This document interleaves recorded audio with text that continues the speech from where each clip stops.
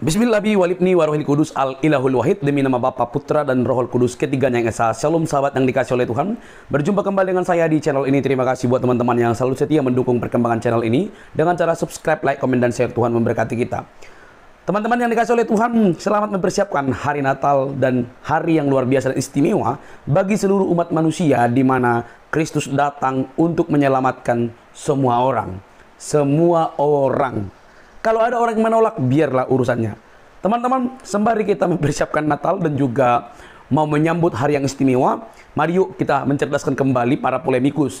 Bagaimana jagoan mereka terus dibal-bali oleh apologetik Kristen dengan cara membongkar apa yang mereka selama ini klaim. Teman-teman, jangan skip. Mari cerdas dan tidak perlu baper. Kalau memang baper, skip saja. Karena channel ini untuk orang-orang yang mau cerdas saja, bukan yang baperan. Ini dia videonya, teman-teman.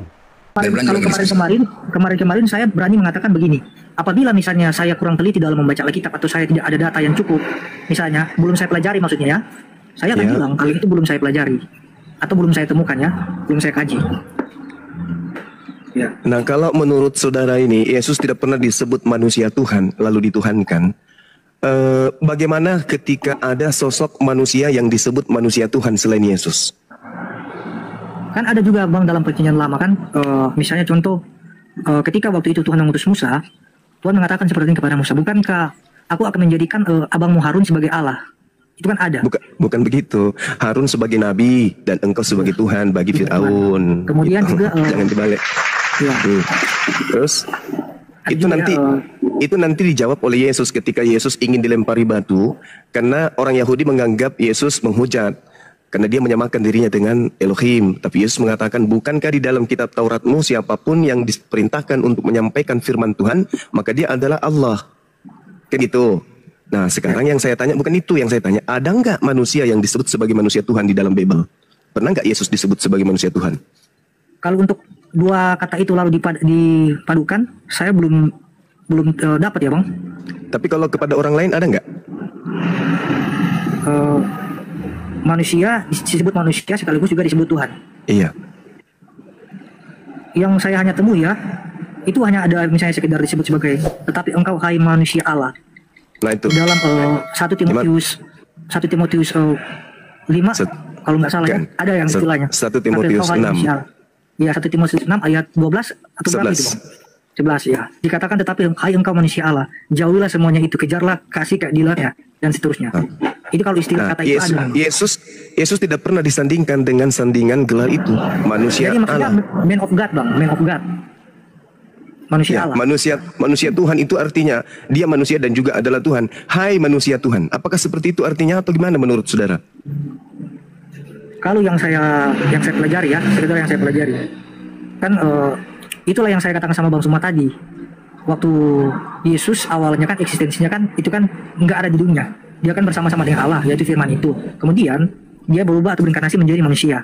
Nah, di dalam tubuh kemanusiaannya ini sebenarnya sesuai dengan surat-surat Rasul Paulus juga dan juga Petrus, mereka mengatakan seperti ini. Pada waktu roh Yesus itu pergi menginjili segala macam roh-roh yang terkurung dalam penjara. Jadi kalau dalam pemahamannya saya, ketika Yesus mati dan ketika dia menginjili roh-roh yang ada dalam penjara, itu membuktikan bahwa pada waktu itu Yesus memang disebut sebagai Tuhan dan juga sebagai manusia. Itu sih bang yang saya pahami. Oke, baik. Jadi satu-satunya manusia yang digelari manusia Tuhan itu adalah Timotius, anak angkat daripada Paulus, kan gitu. Kita selesai di situ ya. Nah, sekarang mau ndak kita belajar sama-sama nih bahwa Yesus itu bukanlah pencipta langit dan bumi yang berinkarnasi menjadi manusia. Menurut Yesus. Oke. Ya, kita buka di dalam Yohanes 8:42. Itu di situ Yesus mengatakan bahwasanya dia datang ke atas muka bumi ini bukan atas kehendaknya. Lalu atas kehendak siapa? Yohanes 8 ayat 2. Iya.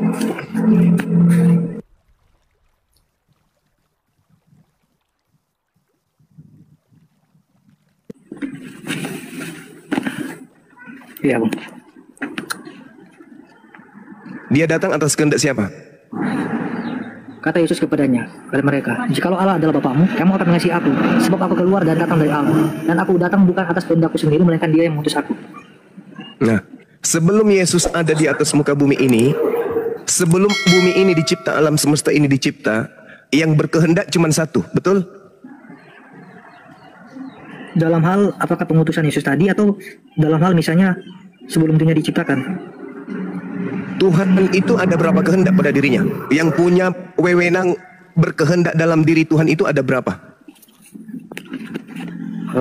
Tadi saya mengatakan kepada sepanjang diskusi tadi saya mengatakan begini, bahwa Yesus ini adalah eksekutor, pelaksana dari setiap firman yang diucapkan oleh Allah. Jadi intinya Bapa itulah menjadi sumber itu. Ya, kalau itu berarti dia hanya sebagai rasul kan? Nah, ya silakan dulu lanjutkan dulu maksudnya. Iya, jadi gini, iman Kristus Yesus itu adalah Tuhan sendiri, tapi dipatahkan oleh Yesus dengan perkataan Yohanes 8:42. Aku datang ke atas muka bumi ini menjadi manusia, bukan atas kehendakku, tetapi atas kehendak Dia. Artinya Yesus ini tidak punya kehendak sebagai Tuhan. Kalau Yesus itu adalah Tuhan itu sendiri datang mengambil rupa manusia sebagaimana surat Paulus di Efesus, maka dia akan berkata, aku datang di atas muka bumi atas kehendakku sendiri. Aku yang adalah aku ingin menjadi aku. Aku yang adalah Tuhan ingin menjadi manusia. Suka-suka gue. Gue kok yang punya kehendak. Gue sekarang jadi manusia seperti apa yang kalian lihat. Karena aku sendiri yang mau. Faktanya enggak. Aku datang ke atas muka bumi ini bukan atas kehendakku. Berarti Yesus pesuruh. Dia hanya kurir. Dia adalah makhluk Tuhan yang disuruh sebagai juru selamat kepada Bani Israel. Akulah jalan, akulah kebenaran, akulah hidup. Tidak ada yang sampai kepada aku. Oh salah. Tidak ada yang sampai kepada Bapakku. Aku. Berarti dia, menurut dia, dirinya adalah Bapak itu sendiri. Tidak mungkin. Jadi mari kita beragama berdasarkan siapa tokoh yang kita imani, yang kita percayai. Kami Nabi Muhammad menjadi Islam sesuai dengan ucapan, perkataan, instruksi dan keputusan Nabi Muhammad. Harusnya saudara Kristen menjadi Kristen karena keputusan dan ajaran, ketetapan, himbauan, keinginan, instruksi dari Yesus. Jangan yang lain. Hai Yesus, ya paman, kamu datang ke atas muka bumi ini, kok kamu dituhankan? Emang lu Tuhan yang datang ke atas muka bumi? Yesus menjawab, apa lu buta? Apa lu tega? Ada tertulis perkataanku bahwa aku datang di atas muka bumi ini bukan atas kehendakku. Lalu atas kehendak siapa dong? Kan Tuhan itu cuma satu kehendak. Kalau Tuhan itu ada dua kehendak, Tuhan yang satu berkehendak ke barat, Tuhan yang satu kehendak ke timur. Mana yang betul? Maka Tuhan menjadi bertentangan antara Tuhan yang satu dengan Tuhan yang lain. Makanya Yesus ketika di bumi, aku tidak berkata-kata dari diriku sendiri. Aku tidak dapat berbuat apa-apa dari diriku sendiri. Bahkan Yesus mengatakan, Bapa bersama dengan aku sebab aku senantiasa melakukan apa yang dikehendaki oleh Bapakku. Makanya aku dan Bapa satu. Karena aku tidak pernah ingkar, aku tidak pernah membantah. Apa yang diperintahkan itu yang kulakukan. Makanya aku dan Bapakku satu. Satu visi, satu misi. Kedatanganku ke bumi ini atas kehendaknya untuk mengajarkan Bani Israel kembali ke markas. Kembali kepada Tuhan. Nah, muncul Kristen beberapa masa kemudian setelah Yesus terangkat ke langit. Yesusnya kemudian dipaksakan menjadi Tuhan. Apa endingnya? Enyahlah daripadaku, kalian semua adalah pembuat kejahatan. Kurang apa lagi imannya orang Kristen? Pendeta pastor mengusir setan, bernubuat, bermukjizat. Kurang apa lagi mereka itu ilmunya? Tapi endingnya apa? Enyahlah daripadaku, kalian semua adalah pembuat kejahatan. Aku tidak mengenal kalian. Kenapa? Karena Kristen mengajarkan pengajaran yang berbeda dengan ajaran Yesus. Aku datang bukan atas kehendakku sendiri. Selesai kita. Tapi adik apologet ini menghendaki Yesus Tuhan. Tapi Yesus menghendaki enggak? Enggak. Gimana dong? Yang mana yang harus kami percaya sebagai Muslim? Orang-orang Kristen kah? Atau percaya kepada Yesus? Itu dulu pertanyaannya. Dan satu bahan pemikiran buat saudara. Anda masih muda. Tuhan itu maha kuasa. Ada dua pasal. Pasal pertama, Tuhan berkuasa menciptakan Yesus menjadi manusia. Lahir tanpa ayah. Pasal kedua, Tuhan berkuasa menciptakan dirinya menjadi manusia. Mana yang betul? Yang betul yang mana? Tuhan berkuasa, Tuhan yang maha kuasa ini berkuasa menciptakan dirinya menjadi makhluk berupa manusia.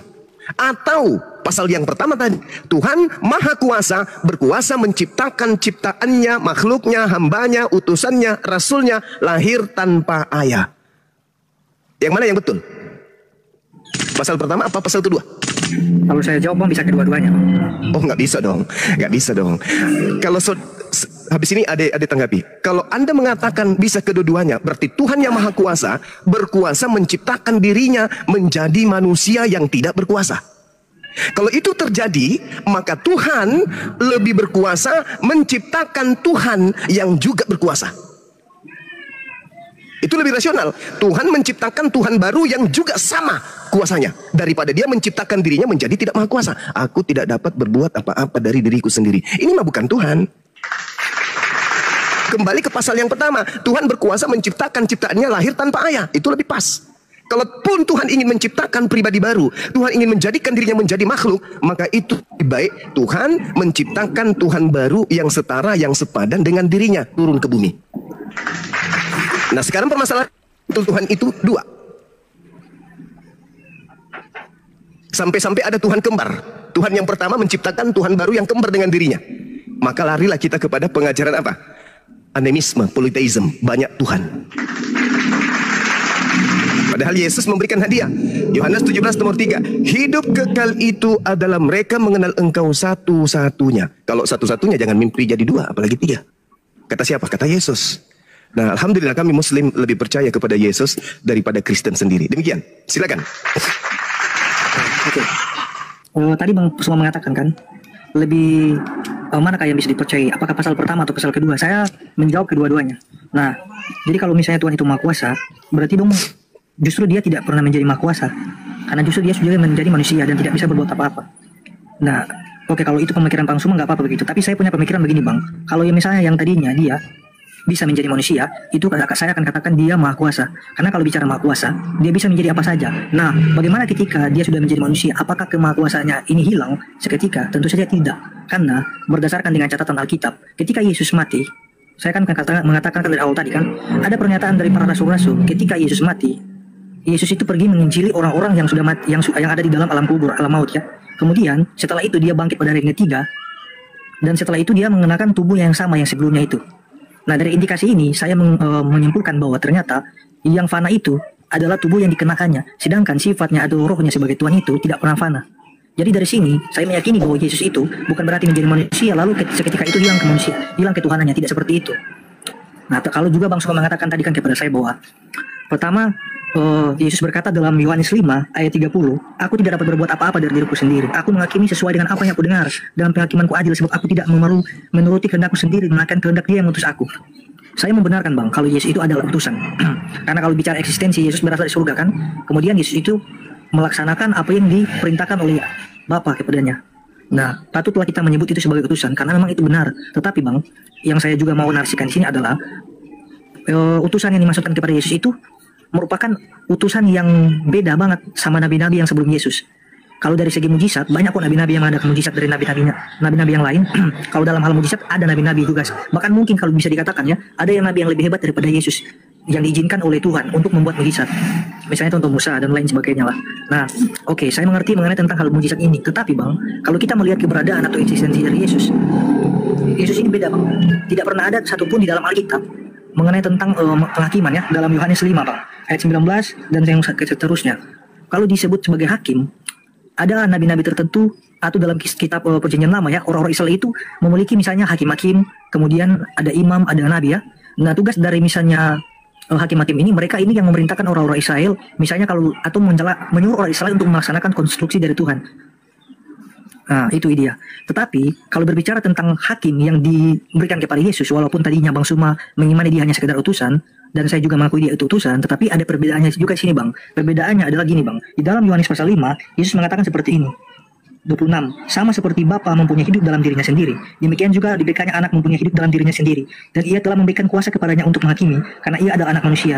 Janganlah kamu heran akan hal itu, sebab saatnya akan tiba, bahwa semua orang yang dalam kuburan akan mendengar suaranya, dan mereka yang telah berbuat baik akan keluar dan bangkit untuk hidup yang kekal, tetapi mereka yang telah berbuat jahat akan bangkit untuk dihukum. Nah, kalau dalam pemahaman saya Bang, sebenarnya gini, bahkan juga Bang Suma percaya kan, kalau satu-satunya hakim yang adil itu cuma Allah Subhanahu Wa Taala. Bang Suma percaya nggak? Iya. Ya, kita sepakat dulu mengenai soal ini ya. Saya bersepakat juga kalau dikatakan bahwa Tuhan itu adalah satu-satunya hakim. Nah, tetapi kalau kita hanya sebatas melihat Yesus ini adalah seorang nabi biasa dan mengatakan bahwa dia sama seperti nabi-nabi yang sebelum dia, itu sebenarnya adalah suatu kesalahan menurut saya ya. Karena jelas ada pembeda Bang. Yang oke lah, sebelum saya lanjut saya mengatakan dulu seperti ini Bang. Oke lah, di sini saya belum mengatakan bahwa Yesus ini adalah Tuhan. Jadi catat ya Bang. Oke lah, saya sepakat saya belum mengatakan bahwa dia itu Tuhan.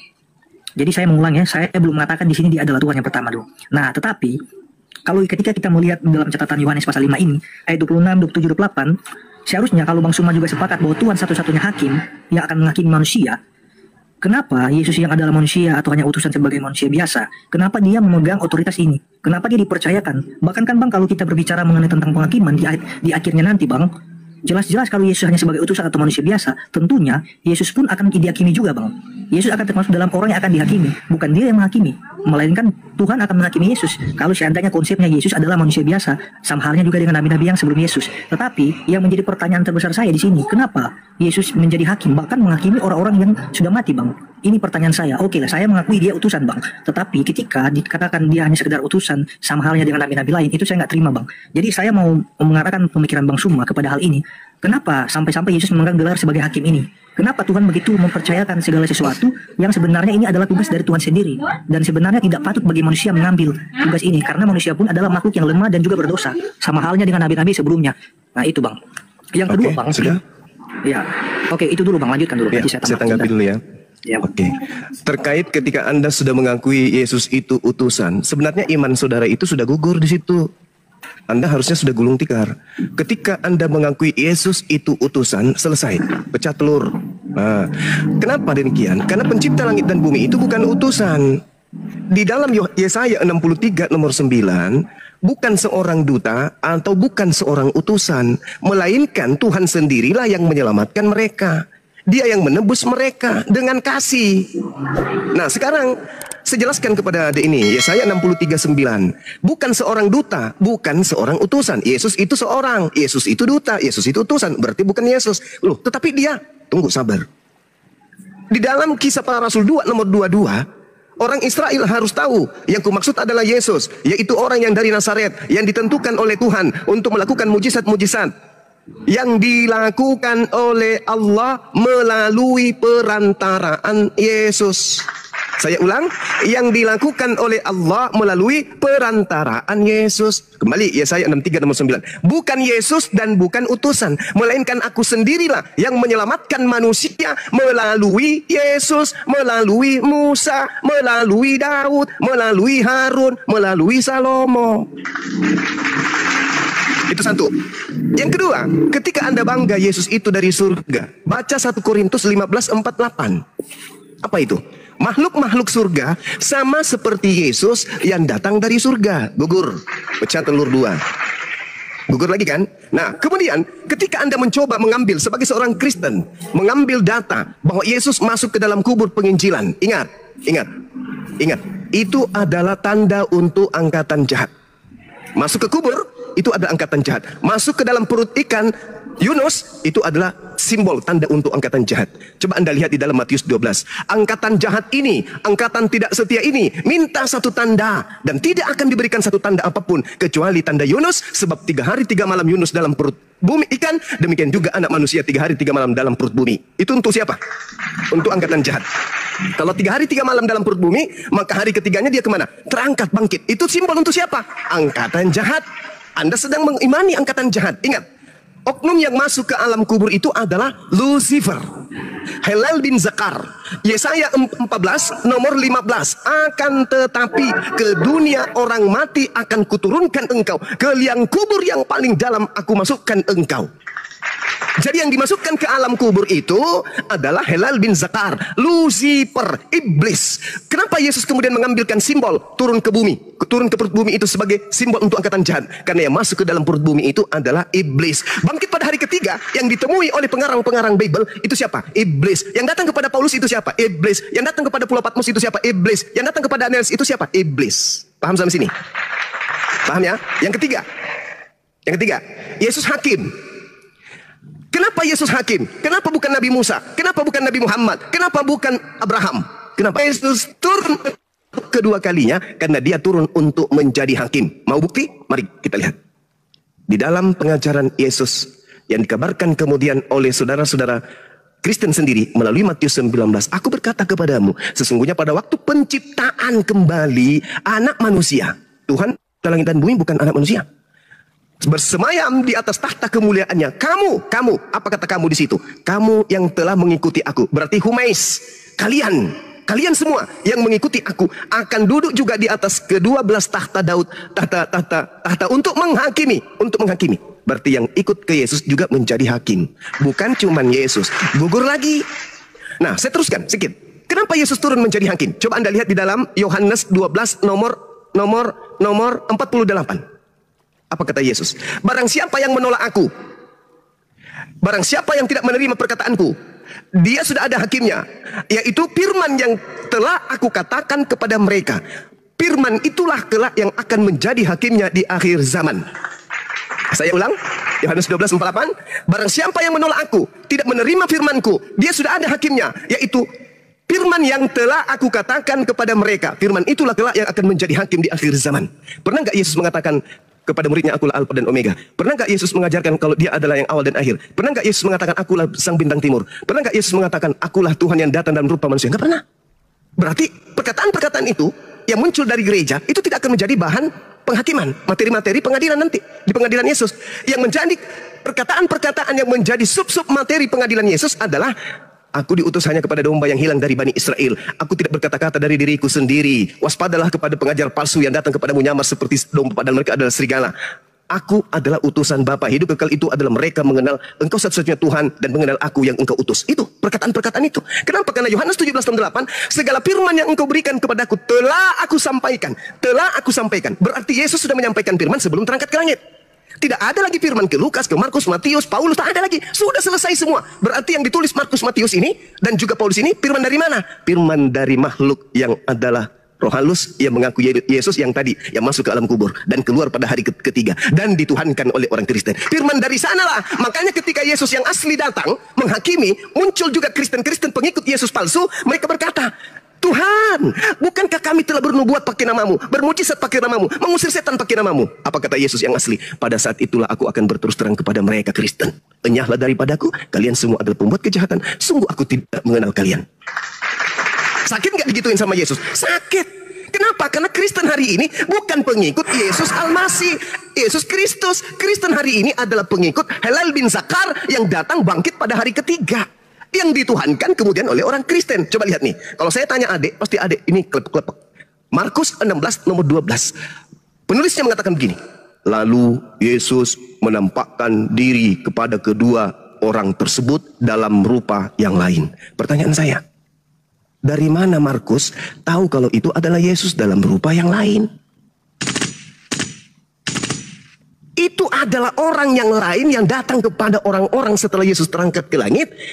Karena dia mukanya tidak sama dengan muka Yesus asli, maka ditambah dalam bentuk rupa yang lain. Padahal Yesus berpesan di dalam Lukas 21 nomor 8, waspadalah kepada penyesat yang datang kepadamu dengan memakai nama Yesus dan berkata, akulah Yesus, waktunya sudah dekat, jangan kamu percaya. Makanya Yahudi masih Yahudi hari ini. Kristen berbeda. Semakin hari semakin jauh menyimpang ke kiri. Yahudi masih tetap ada. Kenapa? Karena mereka tidak percaya kepada makhluk halus yang datang mengaku sebagai Yesus. Jangankan makhluk halus yang datang mengaku sebagai Yesus. Yesus asli saja datang kepada mereka. Mereka nggak percaya. Apalagi yang hanya suara dan hanya cahaya. Akulah Yesus yang kau aniaya. Cemen boy. Kamu tidak dipercaya. Yesus asli aja yang datang ke Israel nggak dipercaya. Apalagi cuma makhluk. Sayangnya Kristen percaya kepada makhluk halus tersebut. Sehingga adik ini, apologet siapa ini? Apologet muda ya. Sehingga adik ini menyatukan antara Yesus yang datang ke tengah-tengah Bani Israel dan Yesus yang datang di Pulau Patmos. Akulah sang bintang timur gilang gemilang. Padahal bintang timur itu adalah Helal bin Zakar yang tertulis di Yesaya 14 nomor 12 sampai nomor 16. Kristen kalau ditanya, kenapa itu Yesus kau ketuhankan? Karena Yesus itu 100% manusia. Itu berarti Kristen sedang otak kecilnya bekerja. Dia sedang mengutarakan Yesus ketika menjadi nabi di tengah-tengah Bani Israel. Itu yang asli. Ditanya lagi, tapi kok kau sembah? Karena Yesus juga adalah 100% Tuhan. Nah, itu yang ketuhanannya itu adalah Yesus yang datang kepada Paulus in the gang. Digabungkan menjadi satu. Padahal Yesus yang adalah manusia berbeda dengan Yesus yang adalah dewa untuk orang Kristen. Tolong dipahami ini. Jadi kemanapun arah narasi yang Adinda bangun, itu akan ditabrak oleh ajaran Yesus. Tidak ada itu. Tidak ada itu Yesus datang menjadi manusia, menjadi Tuhan. Tidak ada. Bahkan kalau Anda cerdas nih, terakhir ya, 10 detik. Anda lihat di dalam 2 Yohanes 1 nomor 7. 1 Yohanes 2 nomor 7. Siapakah penyesat itu? Bukankah dia yang pergi ke seluruh dunia, yang tidak mengaku Yesus datang sebagai manusia? Kalau Anda mengaku Yesus datang sebagai manusia, maka Anda tidak akan pernah mengatakan dan Yesus juga adalah Tuhan. Kenapa? Karena kalau Anda keluar dari konsep kemanusiaan Yesus, maka Anda jatuh kepada antikristus. Barang siapa yang mengatakan Yesus Tuhan, barang siapa yang mengatakan Yesus bukan manusia, maka dia adalah antikristus. Makanya diusir. Begitu Bung, silakan. Mohon maaf kepanjangan, silakan. Ya, terima kasih Bang. Tadi saya sedikit tanggapi ada beberapa hal yang Abang sampaikan tadi.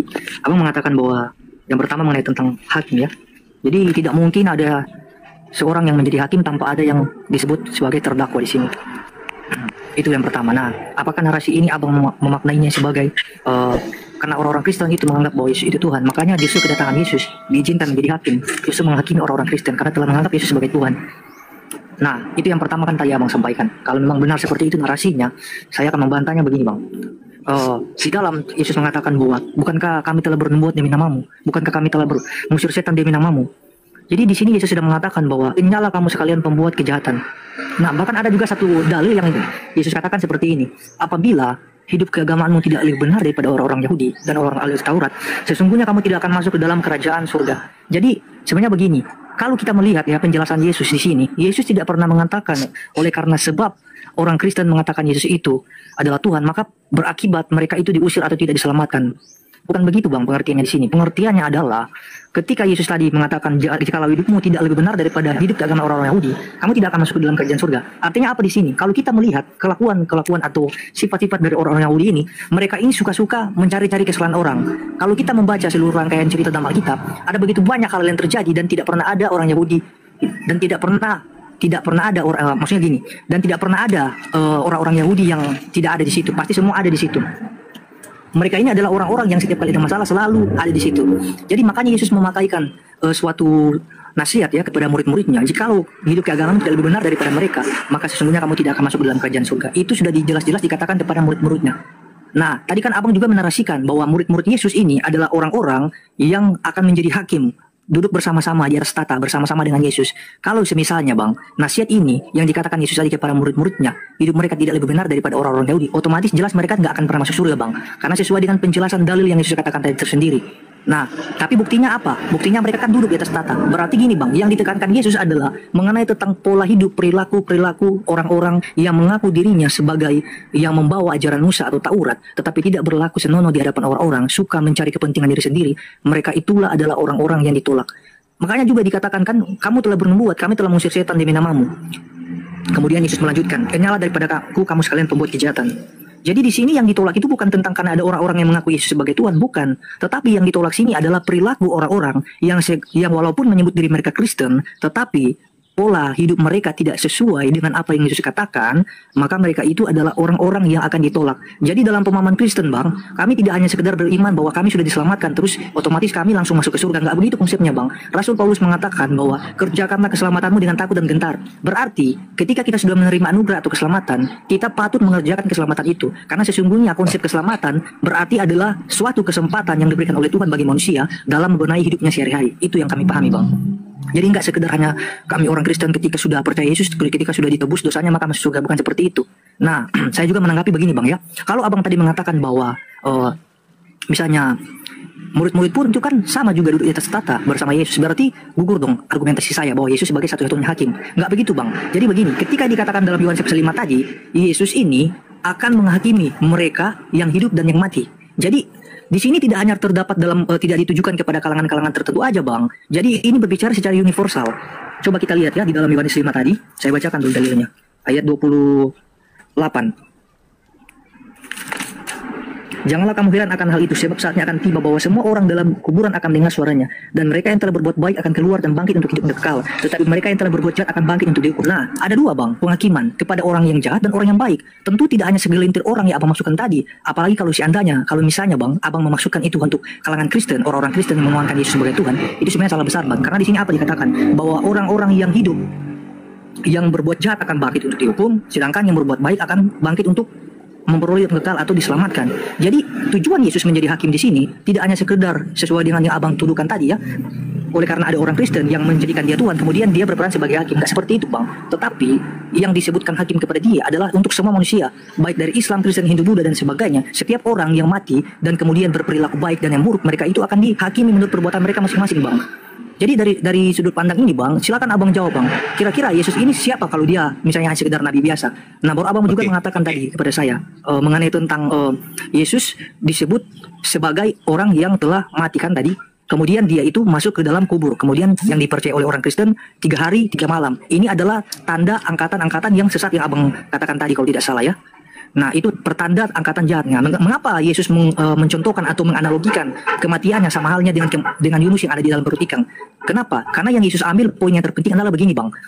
Pertama, ketika Yunus berada dalam perut ikan, dia itu tidak mati, namun hanya ada di dalam perut ikan. Sama halnya dengan Yesus yang ada dalam perut bumi, dia tidak mati. Makanya saya percaya begini bang, yang saya percayai bahwa manusia yang hanya mati, tetapi Tuhannya atau yang saya katakan tadi, menginjili roh-roh yang ada dalam penjara itu tidak pernah mati.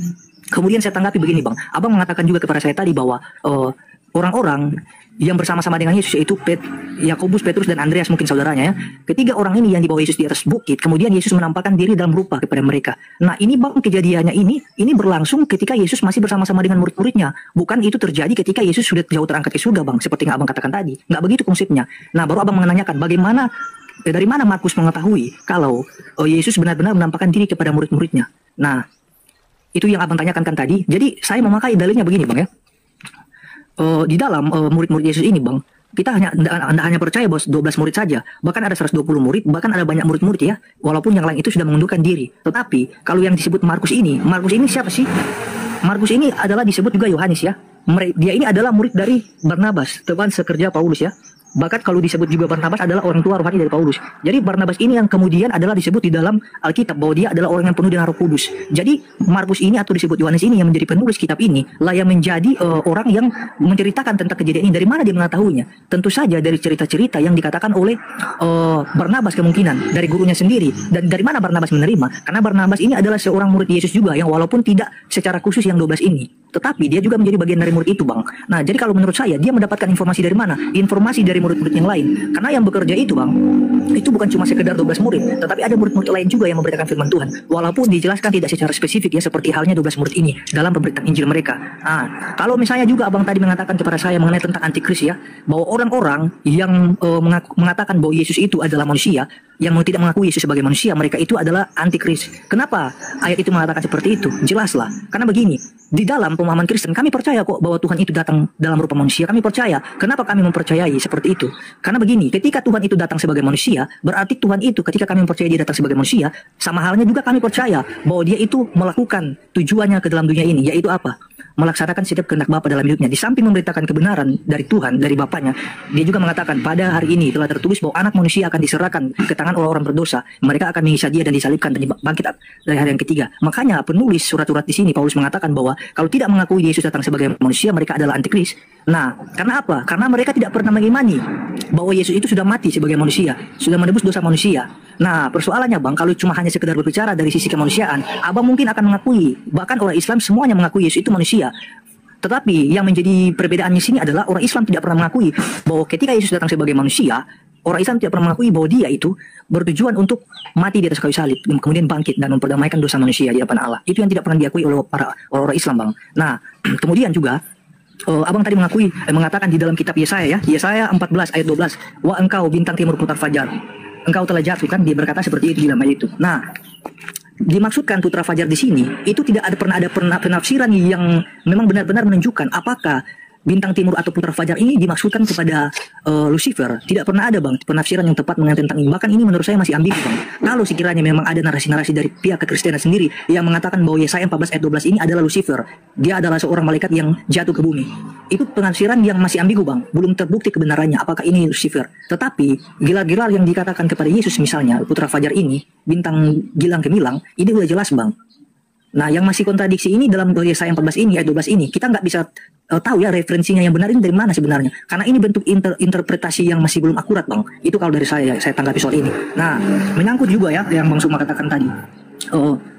Itu ditambahkan oleh misalnya kaum Kristen ya, itu pengajaran-pengajaran palsu dari kekristenan. Kalau seandainya Bang Suma mengatakan pengajaran itu palsu dari kekristenan, saya minta Bang buktinya sekarang. Tunjukkan misalnya salah satu bukti yang mengatakan bahwa apa yang tertera dalam Alkitab itu, misalnya pengakuan-pengakuan dari rasul-rasul dan lain sebagainya, seperti yang Bang Suma tuduhkan tadi. Kalau itu palsu, saya mau minta di mana aslinya Bang?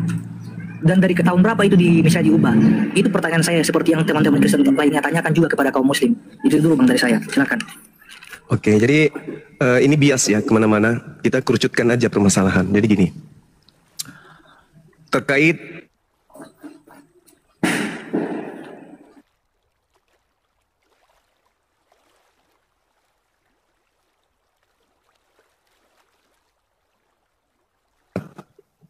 mau tidak mau Anda harus akui itu. Yesus datang di tengah-tengah Bani Israel. Datang sebagai apa? Sebagai utusan. Sebagai Mesias. Menurut siapa? Menurut Yesus dong. Kesaksian Yesus, aku datang memberikan kemudian kesaksian yang lebih penting daripada kesaksian Yohanes. Bahwa semua pekerjaan aku lakukan adalah pekerjaan yang membuktikan dan bersaksi bahwa engkaulah yang telah mengutus aku. Selesai. Yesus adalah utusan Tuhan. Nah, kemudian Anda mengatakan semua Kristen percaya Yesus datang sebagai manusia. Kami juga umat Islam percaya Yesus datang sebagai manusia. Bedanya kami dengan Kristen, kami bukan pembohong, kami bukan penyesat, kami bukan penipu. Yang penipu itu lain di mulut, lain di praktek. Mulut Anda mengatakan Yesus datang sebagai apa? Sebagai apa? Sebagai manusia. Prakteknya di gereja, Yesus sebagai Tuhan. Munafik, pembohong, pendusta, penyesat. Makanya dikatakan dalam kitab saudara, siapakah planos itu? Planos artinya pembohong, penipu, penyesat. Bukankah dia yang pergi ke seluruh dunia, yang tidak mengaku Yesus sebagai datang sebagai manusia? Itulah pendusta itu, itulah antikristus itu. Pembohong, lain di mulut, lain di praktek. Mulutnya mengatakan cinta, prakteknya benci. Mulutnya mengatakan manusia, prakteknya Tuhan. Pembohong, penipu. Maka antikristus itu jelas adalah Kristen. Karena dia adalah antikristus, segala upaya dilakukan supaya Yesus ini menjadi Tuhan. Nah, sekarang berbicara mengenai angkatan jahat, kita kerucutkan ke situ. Kenapa Yesus menghubungkan angkatan jahat dengan kebangkitan pada hari ketiga? Kalau Anda mengatakan di dalam Yesaya 14 tidak ada Lucifer, Anda bohong. Atau Anda belum belajar. Yang punya kitab, orang Yahudi. Siapa ya orang Yahudi ini? Mereka yang memahami Yesaya 14. Anda bukan pemilik kitab. Di situ mereka menganggap ini adalah iblis, Satan, Lucifer. Coba Anda versi KJP, buka. Lucifer. Yang ingin menyamai Tuhan itu siapa? Iblis kan? Jadi jangan nutup mata. Jadi yang dimaksud Yesaya 14 itu adalah iblis yang turun ke dunia orang mati. Kenapa Yesus memberikan itu sebagai simbol angkatan jahat? Ya namanya kejahatan. Kejahatan simbol iblis. Saya uraikan singkat. Penyaliban terhadap Yesus ini, apakah itu diizinkan oleh Tuhan? Tidak. Siapa yang memprakarsai kemudian penyaliban? Iblis. Bisa tidak Yesus itu disentuh oleh iblis? Tidak. Bisakah Yesus itu dicelakai oleh iblis? Tidak. Ada pengakuan Yesus? Ada. Tertulis di mana? Di Yohanes 14 nomor 30. Tidak banyak lagi aku berkata-kata dengan kamu, sebab penguasa dunia ini datang dan ia tidak berkuasa sedikit pun atas diriku. Penguasa dunia ini datang. Siapa itu? Iblis. Apakah iblis berkuasa atas diri Yesus? Tidak. Kalau tidak berkuasa, berarti Yesus gagal disalib. Ingat, Yesus dikhianati. Yesus dibuatkan kesaksian palsu. Yesus dibuatkan tipu muslihat. Apakah berhasil? Kata Yesus tidak. Iblis tidak akan pernah sedikit pun berkuasa atasku. Berarti yang disalib ini siapa? Yang turun ke dalam kubur ini siapa? Menurut Paulus orang terkutuk. Menurut Musa orang terkutuk. Ulangan 21 nomor 22 nomor 23. Apabila engkau menghukum orang yang melakukan dosa yang sepadan dengan hukuman mati, jangan kau biarkan mayatnya semalam-malaman. Sebab siapa yang dikutuk oleh Tuhan Elohim, jangan kau biarkan mayatnya menyentuh tanah yang diwariskan kepadamu. Jadi yang digantung di atas salib ini siapa? Orang terkutuk. Yesus. Kok bisa? Kok bisa Yesus terkutuk? Apa alasannya? Apa dosanya Yesus sampai dia terkutuk? Enggak mungkin. Yesus mengatakan iblis sedikit pun tidak berkuasa atas diriku. Berarti yang turun ke kubur dan yang keluar dari kubur dan yang engkau tuhankan hari ini itu adalah iblis. Angkatan jahat. Angkatan jahat. Angkatan jahat. Anda mengaminkan angkatan jahat. Bagaimana dengan murid-murid Yesus? Anda lihat di dalam Markus 24 nomor 9, nomor 10, nomor 11. Anda baca. Di dalam Lukas 24 nomor 9, nomor 10, nomor 11. Anda baca. Ketika kemudian orang datang di kuburan, tidak menemukan kemudian jasad oknum tersebut, mereka datang melapor kepada 11 muridnya. Apa yang dikatakan? Hei murid-murid, ya paman, orang yang ada di dalam kubur itu hilang. Ah masa? Katanya dia sudah mati. Iya, cobalah kau pergi. Mereka tidak percaya. Murid-murid tidak percaya akan kebangkitan hari ketiga. Tidak percaya sama sekali. Meskipun demikian, Petrus menengok ke kubur. Apa yang dikatakan Petrus dalam hatinya? Apa yang sedang terjadi ya? Tuh. Kenapa Petrus bertanya dalam hatinya setelah melihat kuburan hanya ada kain kafan? Petrus bertanya, apa yang sedang terjadi ya? Andai saja Petrus dan kawan-kawannya angkatan jahat, maka semua mereka akan percaya kebangkitan. Malah ketika Yesus datang, di data nomor 37-nya, apa kata mereka? Apa kata Lukas? Mereka ketakutan sebab mereka mengira melihat hantu. Coba. Padahal harusnya kalau murid-murid ini angkatan jahat, harusnya mereka berlarian memeluk Tuhannya. Tuhan, kita sudah bangkit pada hari ketiga. Sebagaimana tanda yang kita minta.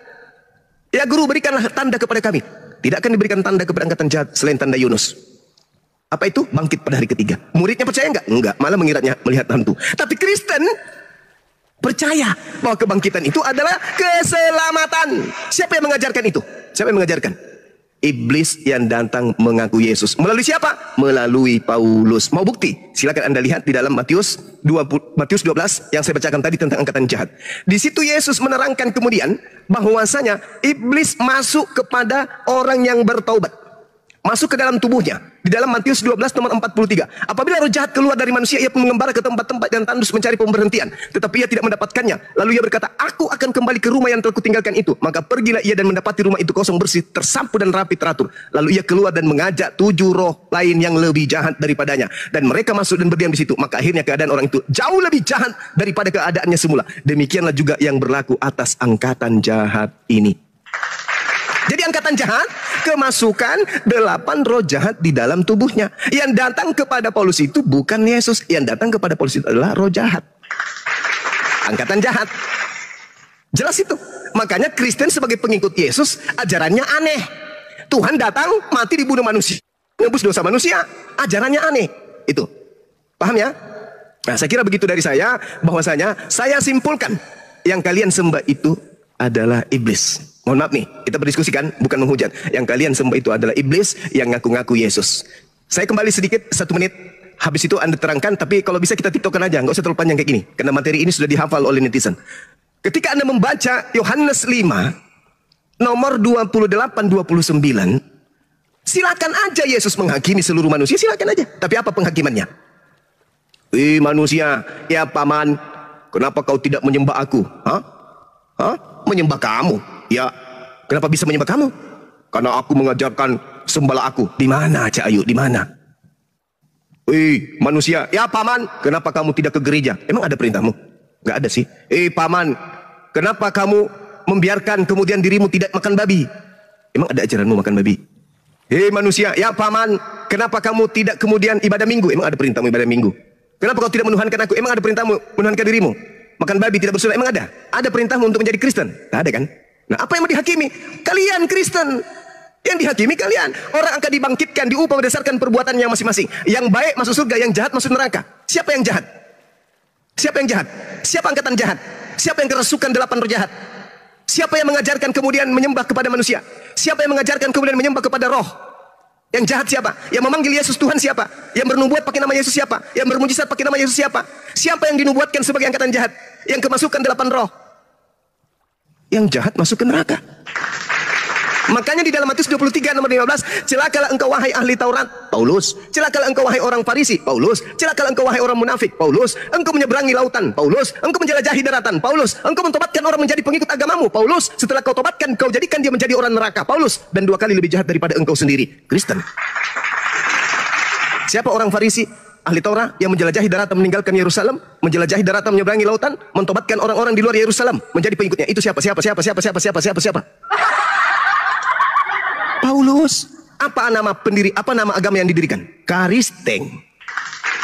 Di mana Paulus mendirikan agama Karisteng? Kisah Para Rasul 24 nomor 5. Tuh. Paulus ini adalah penyakit sampar. Dia telah menyesatkan orang-orang Yahudi di dunia yang beradab. Dia adalah tokoh dari agama Karisteng. Jadi kita kerucutkan saja karena itu adalah kesimpulan dari apa yang Anda sampaikan. Saya tidak bisa menanggapi semuanya. Yang pasti Anda, saudara ini hanya menjelaskan doktrin aja. Saya ingin kita diskusi tiktokan. Kita tiktokan supaya bisa memberikan edukasi kepada yang lain. Ketika Yesus datang ke atas muka bumi ini, Dia mengajarkan dirinya adalah manusia yang diutus sebagai Rasul Tuhan, atau mengajarkan dirinya sebagai Tuhan yang menjadi manusia? Mana yang betul? Silakan. Tiktokan kita, tiktokan. Oke, saya tanggapi dulu pernyataan Bang Suma, kemudian setelah itu kita tiktokan, Bang. Jangan terlalu panjang tapi ya. Oke. Ya, pertama ya, singkat aja ya. Tadi Bang Suma mengatakan bahwa kalau seandainya murid-murid Yesus termasuk dalam angkatan yang jahat, tentunya mereka juga pasti akan mengatakan bahwa Yesus telah bangkit. Nah, ini menurut saya kesalahan terbesar, Bang. Kenapa? Karena di dalam dalam Matius 27 ayat yang ke-63, dan mereka berkata, Tuhan, kami ingat bahwa si penyesat itu sewaktu-waktu hidupnya berkata, sesudah 3 hari aku akan bangkit. Bahkan ada juga ayat-ayat yang banyak ya, jelas Yesus mengatakan ya, bahwa sesudah 3 hari dia akan bangkit. Dalam Yohanes 28, Yesus juga mengatakan di situ mengenai tentang Thomas ya. Thomas berkata, sebelum aku mencucukkan tanganku ke lambungnya atau ke jarinya, ke tangannya, maka sekali-kali aku tidak akan percaya. Dan ketika itu Yesus menampakkan diri kepada Thomas. Dia mengatakan ya, dia menampakkan diri kepada Thomas. Nah, di dalam pernyataan ini sebenarnya, Bang, kalau kita beralih ke dalam Matius pasal 27 tadi, Bang, ayat 68 dan seterusnya, Bang, seharusnya orang-orang atau mahkamah agama ini yang patut dipersalahkan, Bang, dan bukan murid-murid Yesus. Karena murid-murid Yesus juga, walaupun memang ada beberapa murid yang tidak percaya, tapi jangan lupa juga, Bang ya, kalau Abang mau cek misalnya di dalam Matius 28, di situ ada seorang murid yang disebut Maria ya. Dia itu turun, dia itu pergi ke kuburan Yesus dan dia berjumpa di sana dengan malaikat. Dia mencek dan ternyata malaikat itu berkata kepadanya, akan tetapi malaikat itu berkata kepada perempuan itu, janganlah kamu takut, sebab aku tahu kamu mencari Yesus dan disalibkan itu. Ia tidak ada di sini, sebab ia telah bangkit sama seperti yang telah dikatakannya. Marilah tempat ia berbaring. Dan segera sesudah pergi, katakanlah kepada murid-muridnya, dan seterusnya. Nah, di sini ada konfirmasi, Bang, bahwa ternyata yang Yesus sampaikan kepada murid-murid Yesus jauh sebelum Yesus disalibkan, itu sudah sinkron sekali dengan pernyataan di sini, Bang, dalam Matius 28. Bahkan juga, kalau seandainya Yesus tidak pernah dibangkitkan, atau itu adalah suatu dusta, Bang, mengapa murid-murid Yesus setiap kali menyampaikan kebenaran, termasuk Rasul Petrus, bahkan juga ada banyak saksi-saksi dari murid Yesus, mereka mengatakan bahwa Yesus itu telah bangkit. Yesus bangkit. Ada banyak kok ayat-ayat yang bisa saya paparkan, cuma kan sayangnya waktunya terbatas, Bang. Ada banyak, Bang. Kalau yang seharusnya dipersalahkannya adalah mahkamah agama Yahudi sebenarnya. Mereka itulah yang membelokkan kebenaran, Bang. Yang tadinya mereka mengingkari kalau Yesus itu sudah bangkit. Mereka membuat suatu tipuan dengan mengatakan mayatnya sudah dicuri oleh murid-muridnya. Padahal sebenarnya Yesus jelas bangkit dari antara orang mati, Bang. Itu dulu, Bang. Nah, saya nggak mau panjang lebar, saya kembali kepada Yohanes 5 tadi, Bang. Yang Abang katakan tadi itu nggak jelas, Bang ya. Itu hanya sekedar ocehan dari Abang saja. Karena apa?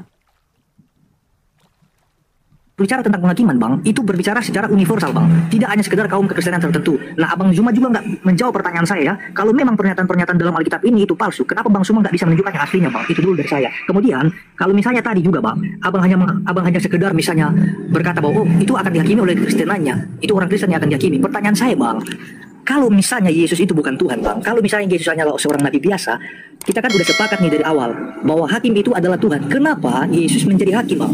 Kenapa?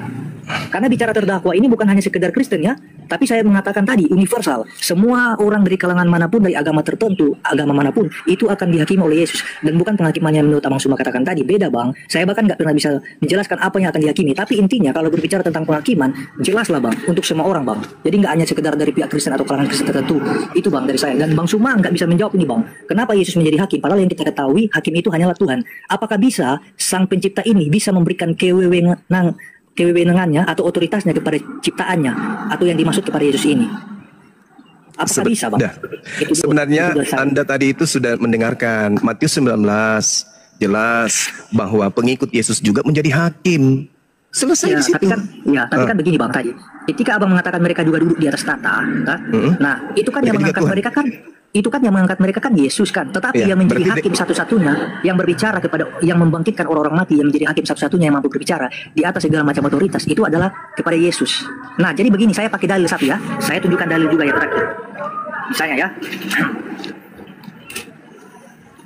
Yesus mengatakan seperti ini, Bapa tidak menghakimi siapapun juga, tetapi melainkan telah memberikan penghakiman itu sepenuhnya kepada anak. Nah, jadi jelas di sini, Bang, penghakiman itu seluruhnya kepada anak. Nah, karena juga murid-murid ini berasal dari Yesus, jadi mereka juga patut duduk bersama dengan Yesus. Tapi baik. yang menjadi tolak Kita masuk. itu, Bang, tadi. Kita titokan. Materi penghakiman Yesus apa? Saya nggak bisa jelaskan, Bang. Yesus menjelaskan materi penghakimannya. Yesus jelaskan. Ayo. Iya, dalilnya begini, Bang. Yohanes 5 kan tadi kan? Iya, itu kan bicara, kan? Anda mengatakan Yesus menghakimi seluruh umat manusia sehingga dia Tuhan. Oke, itu konsep agama Kristen. Sekarang begini, Bang. materi penghakiman Yesus. Alamak. Dari awal saya mengatakan begini, Bang. Ya, jadi begini bang, saya mengatakan dari awal begini, oke lah bang, saya ikuti dan narasi abang dengan mengatakan bahwa Yesus itu bukan Tuhan. Nah, Ya memang dia bukan Tuhan, dia manusia. Ya, oke, ya. Tetapi ketika abang mengatakan seperti itu, kenapa ada seorang manusia yang padahal sebenarnya manusia itu sendiri pun akan dihakimi oleh Tuhan, benar nggak? Ya, Yesus dihakimi memang, betul. Nah, kenapa Yesus lah sebaliknya menjadi hakim? Lah, karena kan tadi saya sudah menjelaskan, karena Yesus itu dituhankan di hadapan Tuhannya. Nggak patut bang, kalau analoginya begini bang, tidak mana ada penjelasan Alkitab bahwa ketika Yesus menjadi hakim oleh karena ada orang-orang yang menganggap dia Tuhan. Nggak Yohanes, ada bang. Matius 7 nomor 22 sampai 23. Bukankah kami telah berbuat mengusir setan demi nama pada hari ini juga aku akan berterus nyala daripada kamu sekalian hai pembuat kejahatan. Kenapa intinya mereka kenapa mereka dikatakan sebagai pembuat kejahatan? Karena di situ tidak pernah ada, melakukan, Bang. karena tidak melakukan kehendak Nah. Bapa. Berarti yang menjadi hakim di sini sebenarnya siapa? Oke, memang menjadi Oke, hakim apa? Yesus. Oke, apa? Tunggu dulu. Yang menjadi hakim di sini sebenarnya siapa? Yesus Ya, atau Bapak? Yesus. Sebenarnya Jangan Anda masih muda. Jangan gila di Iya. usia muda. Yang menjadi hakim Enggak. di situ siapa? Bukan Kamu atas telah kehendak melakukan siapa? pembuat kejahatan. Atas kehendakku atau kehendak Bapak? Iya, memang Yesus mengadakan kehendak Bapa, tetapi kan Berarti yang menjadi hakim di sini siapa? Tapi Yesus kan mengatakan bang, di dalam Yohanes juga dia mengatakan, Bapa tidak menghakimi siapapun juga, tetapi telah menyerahkan penghakiman itu sepenuhnya kepada anak. Penghakiman itu kemudian landasannya apa? Kehendak Yesus atau Iya. kehendak Bapak? Ayo. Memang ide itu bukan ide dari Yesus, tetapi kenapa? Iya, tetapi Yesus yang menjadi eksekutor. Ya jelas Ya dong. kan? Jelas Ya, dong. Yesus menjadi eksekutor. Makanya Yesus berkata, "Enyahlah daripadaku, kalian semua pembuat kejahatan." Kenapa? Karena aku tidak pernah mengatakan sembahlah aku, tuhankanlah aku, ibadahlah kepadaku. Betul? Oke. Nah, Oke. siapa Jadi yang menjadi begini, hakim? Tunggu, siapa yang menjadi Yang hakim di situ? Iya, berarti Yesus. Tetapi yang pada awalnya idenya dari Saudara masih muda, jangan gila permanen kayak Eksekutor. bapak-bapak gereja. Yesus Yang menjadi eksekutor, hakim di Bang. situ siapa? sesuai Matius 7 ayat yang keberapa tadi? Ya. Yang menjadi hakim di situ siapa? Yang sesuai konteks Matius 7 tadi. Iya, siapa yang menjadi hakim di situ? Ya Yesus. Enyahlah daripadaku, kalian semua pembuat kejahatan, karena kalian menuhankan aku itu bukan atas kehendak. Ya, bukan setiap orang yang bersuruh kepadaku Tuhan Tuhan akan masuk ke dalam kerajaan surga, melainkan dia yang melakukan kehendak Bapakku yang di surga.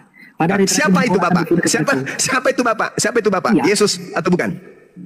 Iya, itu berbeda bang, itu berbeda bukan Yesus. Ya, begitu dong. Berarti yang menjadi hakim sebenarnya di sini siapa? Yesus atau Bapak?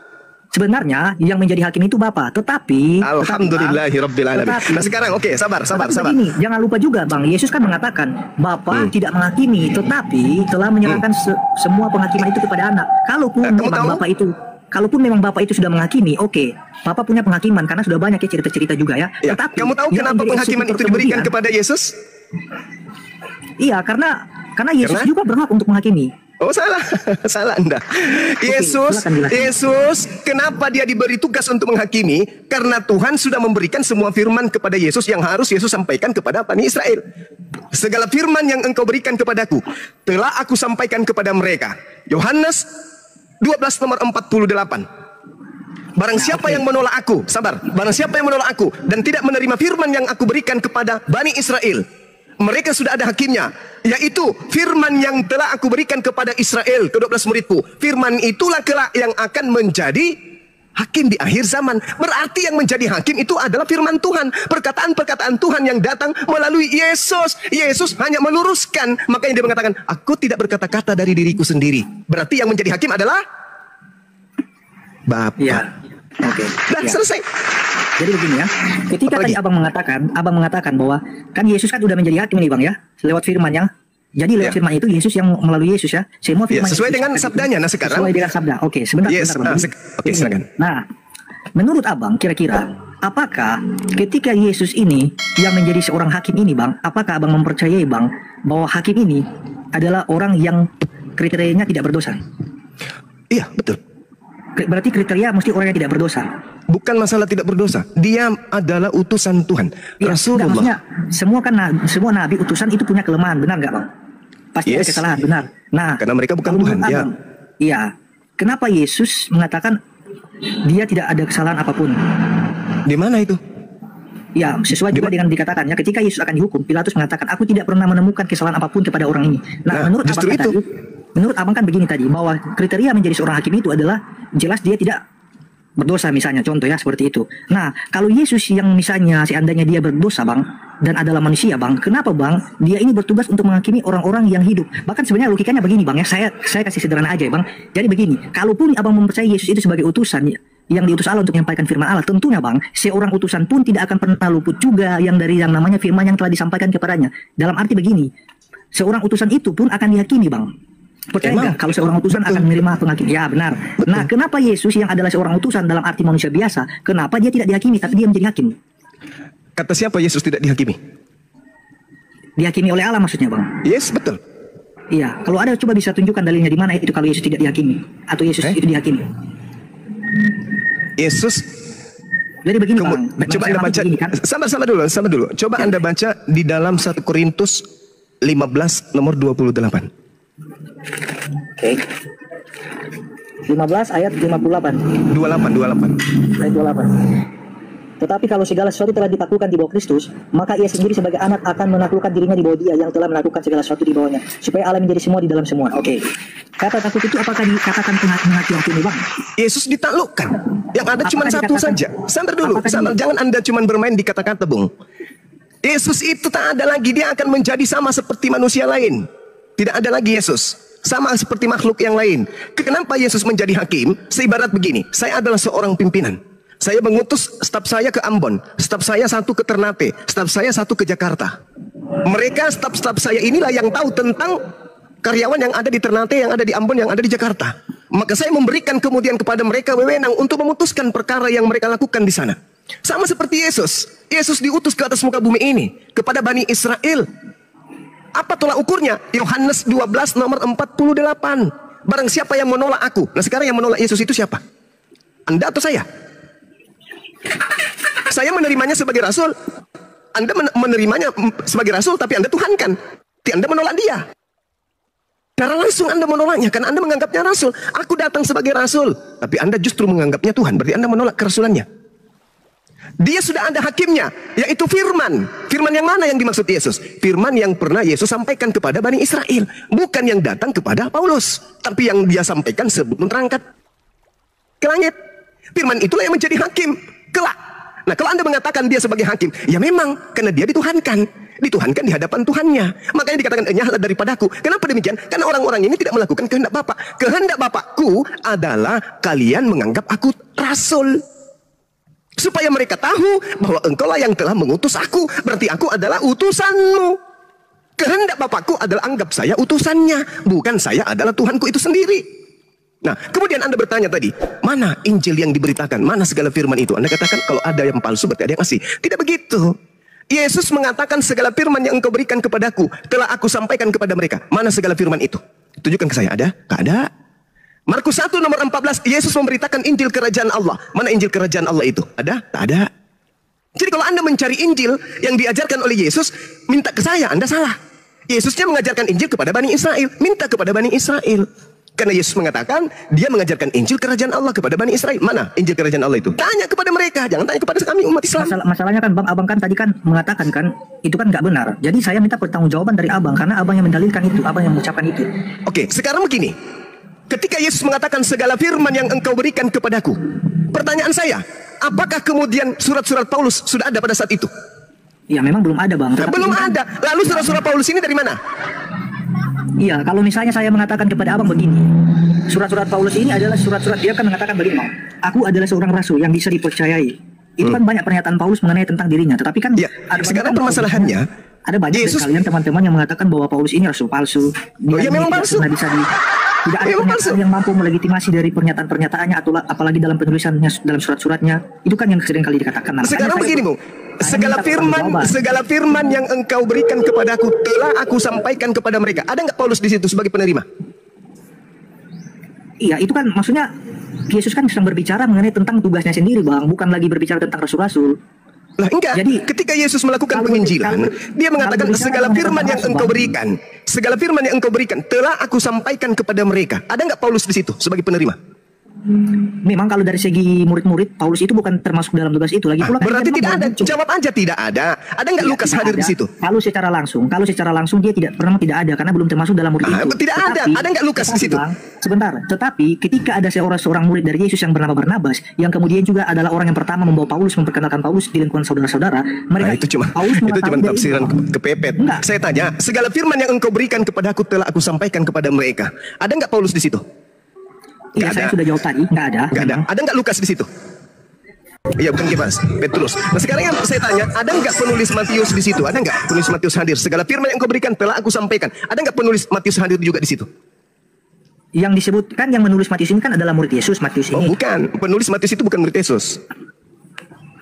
Nggak Dari ada, mana, penulis Bang? Matius Dari mana nggak ada. datanya, Bang? Dari mana datanya, Bang? Matius 9 nomor 9. Matius 9 nomor 9.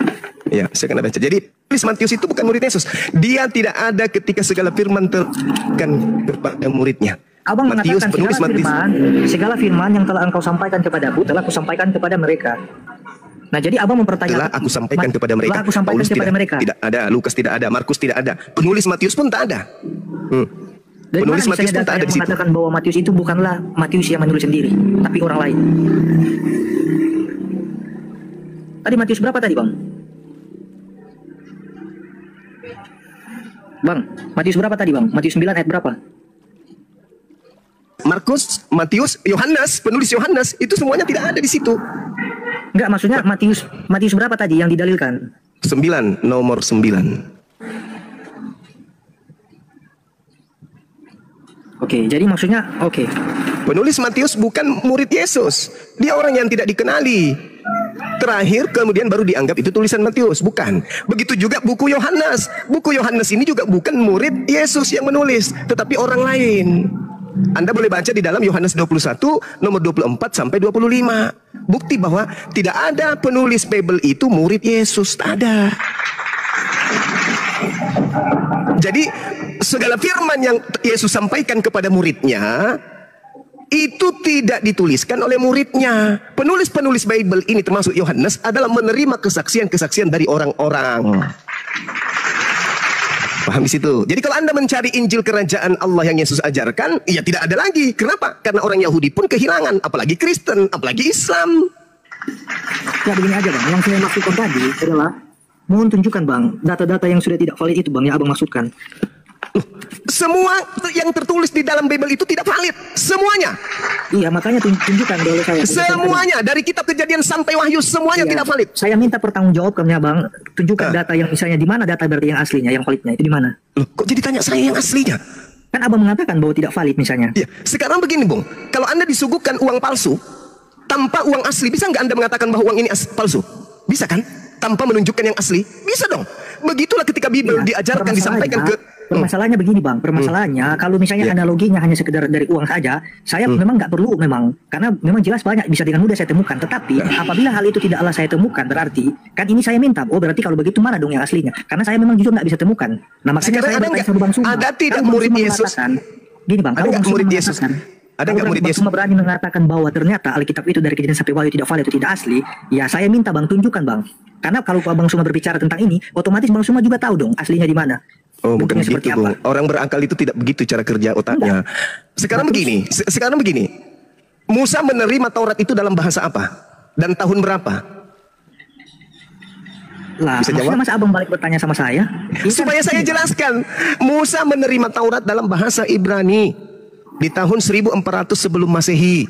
Tahun 3 sebelum Masehi, Kaisar Maksudnya Ptolemy gini, II kejadian- memerintahkan rabi-rabi menerjemahkan kitab Tanakh ke dalam bahasa Septuaginta. Oh, Kejadian sampai Wahyu itu intinya begini. Di mana misalnya kitab-kitab itu bisa didapatkan? Di mana itu, Bang? Saya kira Anda ini cerdas, rupanya error Bukan, juga rupanya, maksudnya sama seperti Pak Bom rupanya. Abang kan tadi kan mengatakan Kejadian sampai Wahyu itu tidak valid, ya kan? Ya memang nggak valid. Nah, tidak valid berarti maksudnya gini. Keasliannya itu di mana?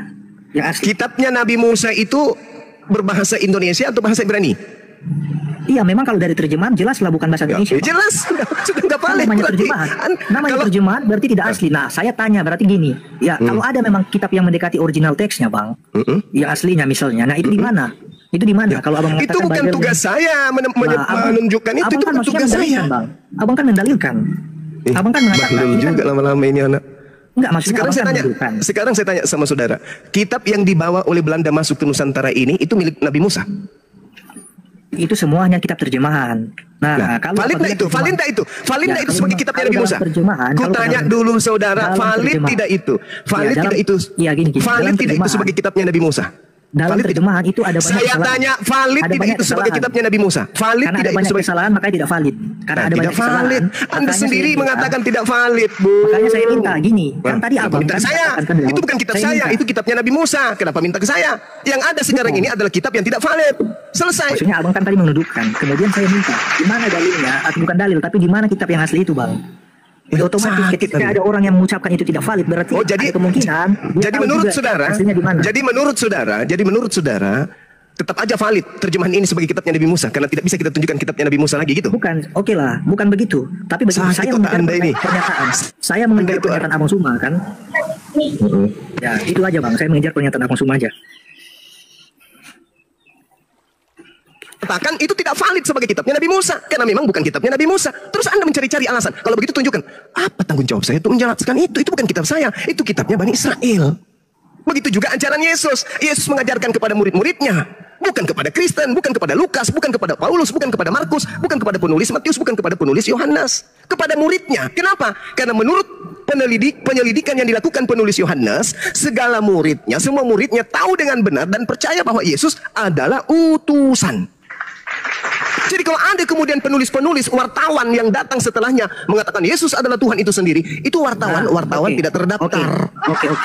Bukan murid Yesus itu. Baik, saya tidak akan pernah mempertanyakan lagi ke Bang Suma kalau dari mana, di mana letak keaslian kitab itu atau disimpan di mana. Oke, saya nggak tanya itu ya. Sekarang saya perubah pertanyaan saya, oke Bang. Sekarang saya tanya Silakan. lagi, kalau memang yang digunakan ini tidaklah valid, mengapa Abang Suma kebanyakan memakai argumentasi yang berasal dari Alkitab? Ayat-ayat Oke. yang Abang Suma pakai. Kenapa? Oke, baik. Kalau di dalam Al-Quran, ya dikatakan, saya nggak tanya Al-Quran. Loh, kan Anda bertanya kenapa? Kan Al-Quran saya mengatakan bahwa kitab Anda itu adalah kitab Salome. Sederhana kan? Anda kan bertanya kenapa Anda masih menggunakan? Karena kitab Anda itu kitab Salome. Kenapa kitab Salome? Ya karena mencampur adukan antara kebenaran dan karangan. Ya ahlal kitab lima talbizun al-haqqa bil batil wa taktumul haqqa wa antum ta'lamun. Lalu kemudian bagaimana? Itu. Mengapa di satu sisi, misalnya contoh ada perkataan Yesus yang dikutip oleh Abang ya, untuk membenarkan argumentasi Abang Suma. Tetapi di satu sisi ketika kami dari pihak kekristenan mengutip pernyataan Yesus itu tidak bisa diterima. Ternyata di kitab saudara itu memang ada dua Yesus. Yesus yang asli dan Yesus yang palsu. Dari mana? Makanya ini kebanyakan yang saya minta dari tadi saya kejar. Kalau dikatakan seperti Silakan ini, kejar saya. Kamu akan kutangkap. Yesus di dalam kitab saudara itu ada yang asli, ada Yesus palsu. Nah. Di dalam kitab saudara loh. Mau saya kasih data? Silakan, tetapi begini Oke. Bang, perlu diingat Bang.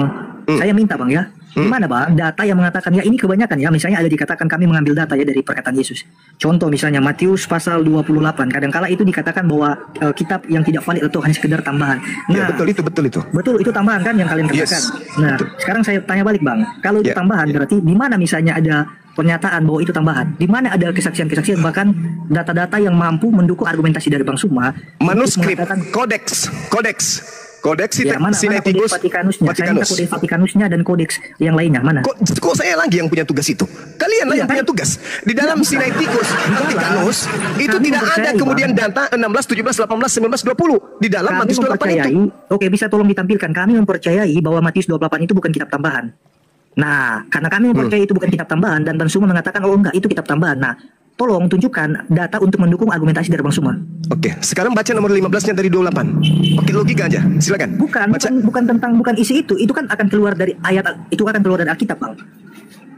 Kan begini, kita berbicara kalau berbicara manuskrip, Bang, itu akan keluar dari Alkitab yang ada sekarang ini, Bang, dari Matius 28 itu. Jadi mohon tunjukkan dari manuskrip yang mana, misalnya dari Kodeks Vatikanus atau kodeks apalah. Yang berapa macam kodeks itu tunjukkan, Bang. Sekarang begini, saudara. Saya Enggak, tanya tadi dulu. kan Abang mengatakan, Saya tanya dulu saya akarnya cuma dulu saya tanya. minta- Saya tanya dulu akarnya. Matius itu ditulis tahun berapa? Ini dulu, akarnya dulu Waduh, tanya. bukan. Aduh. Ya, jadi begini, kalau misalnya saya mengakui misalnya contoh ya, saya mengakui Bagaimana ini? kalau saya mengakui kalau tidak semua isi Alkitab atau tidak semua catatan-catatan tentang Matius itu saya hafal, saya udah jujur nih. Nah, misalnya tentang wawasan saya. Sekarang saya tanya belum dulu, sampai. saya tanya dulu sama Anda, Tetapi Matius ketika itu Abang ditulis merasa- tahun berapa? Itu dulu.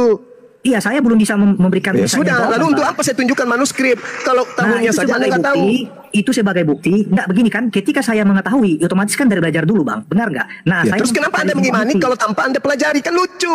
Nah, Berarti Anda apabila beriman misalnya- dulu tanpa Oke. pelajari lebih dulu. Oke. Iya, siap, Harusnya siap. Anda Oke. pelajari dulu baru imani.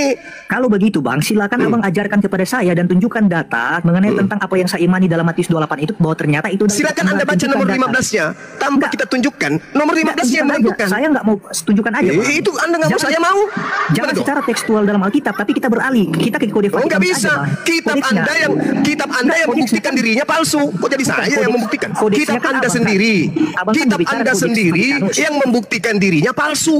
Buka. Jadi Abang- Matius 28 Abang- nomor 15. Buka dong. Jangan gengsi dong. Saya minta dari kode Saya Vatikanus, Bang. minta Anda baca Matius 28 Tadi nomor kan- 15. Silakan Anda Masalahnya baca. kan abang kan mendalilkan tadi abang bilang begini bahwa Matius itu kitab tambahan 28. Ya kitab memang tambahan. Ya, nah, Memang tambahan. dan abang juga Memang mengatakan tambahan. begini sama saya, kamu itu jangan hanya sekedar mengimani tapi belajar dulu dong. Ya harus. Hanya tanpa orang belajar. bahlul yang beriman kepada sesuatu Ya. yang tidak dia tahu. Hanya orang oke. bahlul. Kamu Orang jangan bahlul. sekedar imani tapi belajar dong. Belajar, makanya aku bilang. Saya Kenapa yang Anda tidak mau membaca nomor 15-nya? Kenapa saudara Ajarilah. tidak mau membaca nomor Ajarilah 15-nya? saya Kenapa? yang Malu. membaca. Oke, Matius 15. Matius Matius 28 nomor 15. Coba Anda baca. 15 ayat 15. Gitu. Kalau mau cerdas itu Mereka begitu. menerima uang itu dan berbuat seperti yang dipesankan kepada mereka dan cerita dari antara orang Yahudi sampai sekarang. Nah, yang harus tersiar sampai sekarang apa? Ya ini kan cerita tentang dusta Mahkamah Agama. Iya, yang harus tersiar sampai hari ini apa? Itu cerita itu bahwa Yesus tidak disalibkan. Oke, Bahwa Yesus tidak dibangkitkan. Siapa bilang aduh pendusta pembohong? Coba Ini baca di ayat 11, coba berita baca di yang ayat harus 11. tersiar adalah tentang tentara upahan, betul? Iya, tapi juga Terus menyampaikan kenapa bahwa ada Yesus tidak penambahan dibangkitkan. berikutnya? Pergilah ke seluruh dunia. Jadikanlah seluruh bangsa muridku. Yang mana yang harus tersiar? Tentang tentara upahan atau beritakanlah atau jadikan seluruh bangsa jadi murid? Yang mana yang harus tersiar? Ya perkataan Yesus lah sendirilah. Kan beda, Bang. Ya itu dia tadi. Oke, Jadi yang harus jadi tersiar cerita- sampai hari ini tentang tentara cerita upahan. 28 ayat Bukan 11 pergilah ke sampai seluruh 15. dunia. Cerita Itu 28 data ayat tambahan 11 pergilah sampai seluruh 15. dunia Ini itu. mengindikasikan Itu bahwa adalah ini adalah tambahan dusta Mahkamah karena Agama. orang-orang Dusta Roma Mahkamah menginginkan Agama. seluruh dunia menjadi pengikut penyembah roh. Dewa-dewa bukan. Romawi. Salah, Sehingga dia salah, menambahkan pergilah ke seluruh dunia. Jadikan Bang. seluruh bangsa Salah. menjadi penyembah roh. Salah, itu Silakan. itu Ini ada adik saya di sini. Ini ada adik saya di sini. Itu Anda akan berkontradiksi. ditunjukkan. Dinda Jibril monitor. Berkontradiksi sebentar. Itu berkontradiksi. Apologetik sebentar. Apologetik dek sebentar. Tadi kan kau minta data kodeks, ya kan? Ya, apa tolong yang kau inginkan tunjukkan tadi? Data apa? Kodeks jadi- Jibril monitor. Assalamualaikum. Sebentar saya bantu dulu. Waalaikumsalam warahmatullahi wabarakatuh. Pernyataan Bang Sumai. Waalaikumsalam warahmatullahi wabarakatuh. Nah, ini ternyata masih awam sekali anak ini. Ya, saya bantah dulu ya pernyataan Bang Suma ya. Oke, Nggak saya perlu. masih Kau awal. cuma membantah ayam bisa. 11, 12, Silakan 13, Dinda Jibril. 14, 15. Jadi 11, 12, 13, 14, 15 ini Bang. ini Bisa kan ada nggak yang bisa pernyataan. menunjukkan manuskrip Matius Oke, 28 sebentar, ini? sebentar, Silakan. dicari, saya Enggak, berharap enggak. dulu ya, Kau Bang. diam aja, kau diam. Kamu izinkan ilmu saya, apologetik. Bang. ilmu secuil, ilmu secuil. Oke lah, tapi aku nggak Diam, bisa diam. menjawab ini. Jangan melunduk. Diam, Bang. diam, Ya. diam, adik, diam. Nanti dijawab. Besarin, besarin. Apologetik, kau kalau sahadat kau cerdas kau nih, betul cerdas. Nggak Kalau perlu, dia Bang. pakai Nggak otak perlu sih, saya kalau sadar. asumsi Iya. susah. Malah saya nggak perlu saya bersadat. Ya udah nggak usah, saya juga butuh kau. Yesus bersahadat. Saya juga nggak butuh Islam, Bang. Iya, Islam juga jadi- kebetulan tidak butuh orang yang tidak punya otak. Lanjut. Kalau di sini dilihat di Mark chapter 16 ini 8. Ini kalau kita zoom in ya. Nah, ini cuma sampai sini. Ini bawahnya kosong. Jadi yang 8 sampai 20 itu nggak ada sebenarnya. Ini original teks ya langsung dari Sinaiticus. Nah, dan ini juga dikuatkan oleh Text and Canon Institute dari textandcanon.org. Ini dari kekristenan. Kenapa di sini di list lagi list kodeks yang memang nggak punya ujung pasal itu. Jadi di Old Latin manuskrip Codex Bobenis ini nggak ada. Habis itu di Codex Syriac manuskrip nggak ada. Di Siddiq manuskrip nggak ada. Di Christian Palestinian nggak ada. Di Aramaik nggak ada. Aramenian manuskrip nggak ada. Di Georgian manuskrip pun nggak ada. Jadi dari kekristenan juga udah mengakui bahwa memang ayat-ayat ini nggak ada di ujungnya. Ini kosong. Ini kalau saya zoom Ya. out. Kalau saya zoom out memang, nah tuh kelihatan kan kosong. Matius 28 ini kan, Dek? Ini 16 9 ke 20. Iya, itu Markus. Yang dimaksud Matius 28. Matius 28.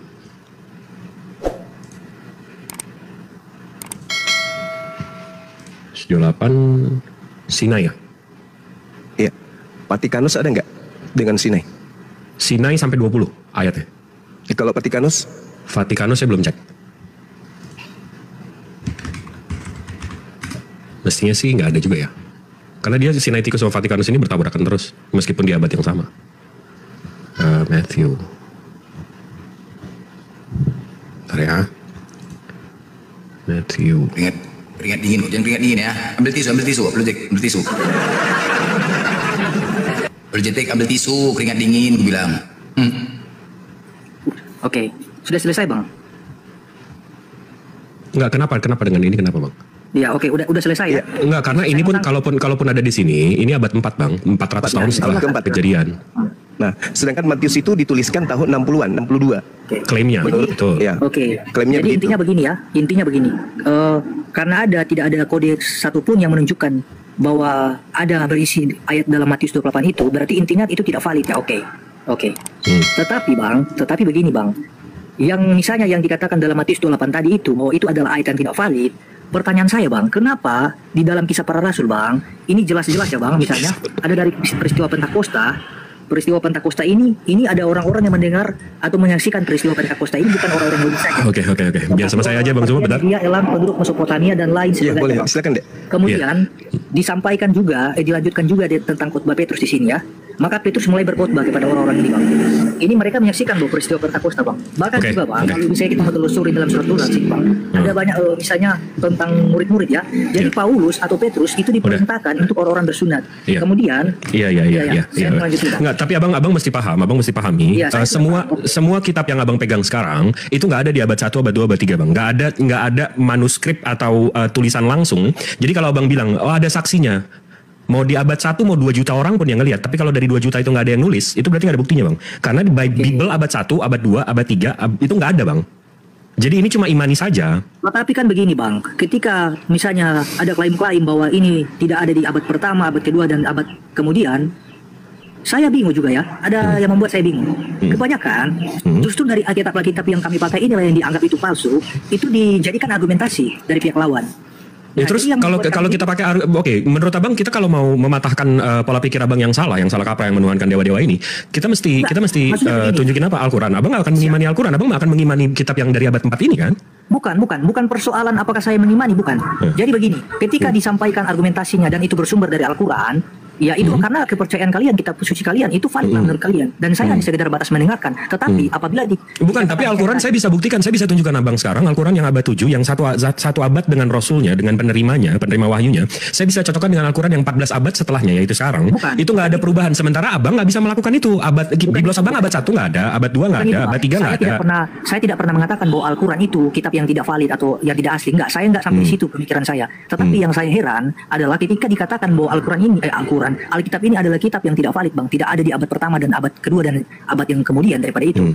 Nah, kenapa kebanyakan Alkitab yang kami pakai ini, Bang, kebanyakan dijadikan argumentasi untuk membenarkan Ya itu tadi saya tanya, kalau saya pakai Al-Quran, abang nggak akan mengimani juga kan? Abang mengimani kitab abang kan? Kami menunjukkan bahwa kitab abang ini, menunjukkan bahwa kitab abang ini nggak bisa dijadiin pegangan untuk Sekali iman lagi, Bang, gitu loh. Sekali lagi begini bang ya, kalau datanya bersumber dari Al-Quran, kan saya sudah bilang, saya tidak pernah persoalkan, oke lah, mau urusan saya mau terima atau enggak, yang terpenting kalian pakai data yang dari kalian dan yang sesuai yang kalian imani. Tetapi kemudian kalau kalian memakai data dari kami yaitu Alkitab, dan kemudian di satu sisi juga kalian mengatakan ini standar ganda ya bang, di satu sisi itu dijadikan sebagai suatu kebenaran untuk membela argumentasi kalian, tetapi di satu sisi itu dijadikan sesuatu yang bahkan disebut anatema ya. Ya, abang tahu nggak kenapa kami membahas ini? Karena abang menyamakan, abang menggunakan kata Allah, Isa Al-Masih dan seterusnya. Kalau abang pakai Theos, kalau abang pakai Tuhan abang, kayak orang-orang di luar negeri, kami nggak akan menyentuh. Karena abang mengaku ini Injil, sementara ini Evangelion, beda gitu loh. Sekali lagi begini. Abang mau nyuri diksi kami, tapi nggak mau disentuh. Gimana nih? Sekali lagi begini ya bang, saya bukan berarti melarang anda untuk silakanlah. Kemudian silakan kalau anda ingin memakai argumentasi yang bersumber dari Bible. Maksudnya begini, bukan begitu. Kalau anda ingin memakai ayat-ayat dari Alkitab, Abang napas dulu, santai aja. Anda misalnya, Anda ingin membenarkan argumentasi Anda lewat Bible, lewat ayat-ayat yang tertera di Alkitab, silakan, nggak apa-apa, silakan. Tetapi jangan standar ganda dong bang. Maksudnya? Giliran kami yang memakai, kalian bilang, oh ternyata ini Alkitab. Abang mau pakai apa? Abang mau pakai apa? Enggak, maksudnya kan kadang-kala kan saya diskusi nih bang. Saya diskusi. Jadi saya diskusi, giliran misalnya saya menampilkan ayat, kemudian kan sesuai dengan pernyataan Bang Suma tadi, dengan bukan Bang Suma, mungkin abang yang mengatakannya tadi. Di abad pertama itu tidak ada, abad kedua juga tidak ada, abad ketiga tidak ada. Nah, jadi gimana nih Bang? Yang kalau dikatakan abad pertama, kedua, dan ketiga dan seterusnya nggak ada, lalu misalnya tadi Abang mengutip argumentasi dari kitab, berarti itu nggak bisa dijadikan pedoman dong dalam Untuk kasus abang, untuk abang nggak bisa. Karena kan Iya, saya sama iman juga. saya kan nggak di situ, iman abang di situ. Seharusnya, dan batallah juga lah misalnya otoritas ayat itu untuk mendukung argumentasi Anda. Karena kan dibilang kan itu nggak. Iya itu kan dasar iman abang, bukan dasar iman saya. Abang paham nggak sih? Begini, oke, berarti iya saya paham. Berarti tidak baik dari argumentasi saya maupun Anda tidak akan pernah bisa valid kedua-duanya. Mengapa? Karena baik dari Anda maupun saya memakai argumentasi atau ayat-ayat pendukung untuk argumentasi kita. Bukan kalau abang kita makanya sebelum dari kitab yang tidak bisa dipercayai. makanya kita udah biasanya Bang Zuma sama apologet yang lain itu udah memahami kalau abang ini udah paham bahwa kitab abang ini memang dari abad 4 nggak dari abad 1 dan itu landasan iman abang. Kalau sekiranya pernyataan ini misalnya seperti itu, ya saya no comment, saya nggak bisa melanjutkan lagi. Intinya kan ini kan bicara mengenai tentang dasar. Ya udah kalau memang jawaban abang akan imani saja ya ngapain kita diskusi? Apa gunanya Bang? Gini Bang ya, apa gunanya kita mendalilkan sesuatu, mengutip sesuatu, tapi dasarnya itu udah ketahuan misalnya dikatakan bahwa itu Setuju. Apa gunanya misalnya? Ya setuju. Juga, baik Anda maupun saya ketika mengutip satu ayat Alkitab tapi itu tidak dijadikan misalnya sebagai dasar yang kuat atau punya otoritas. Itu kan landasan iman abang, diulang lagi. Nggak, Itu kan landasan iman abang paham gak sih Bang? Saya percaya Alkitab ini adalah firman Tuhan. Tetapi Bang Zuma menggunakan landasan iman abang untuk mematahkan argumen abang. Valid dong, karena itu landasan abang. Tapi detik abang bilang, oh ini ditulis di abad 1, oh ini ditulis di sini, oh ini saksinya ada 50.000. Iya mana? Kami tanyakan lagi mana? Nggak ada itu.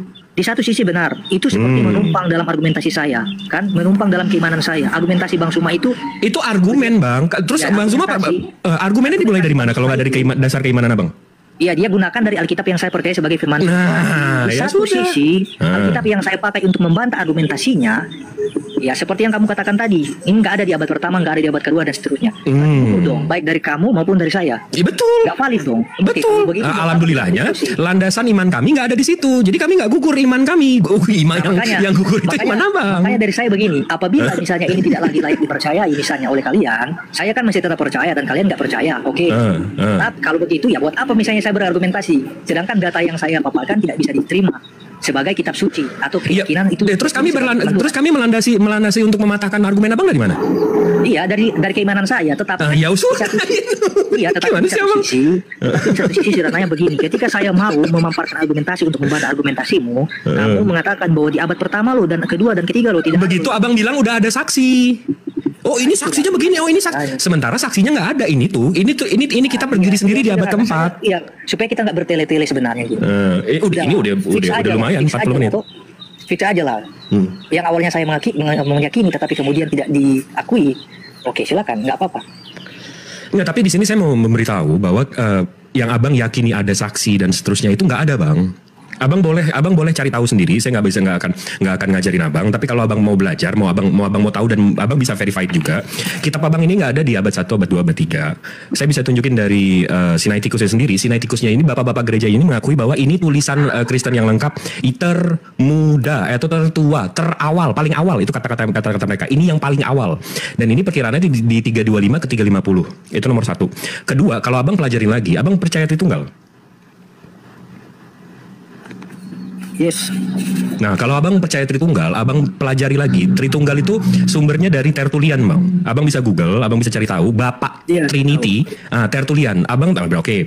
Tertullian itu lahir di tahun 155 ke 160, meninggalnya di 220, 230. Abang tahu nggak Tertullian 40 ke 50 umurnya pertama itu dia agamanya apa, bang?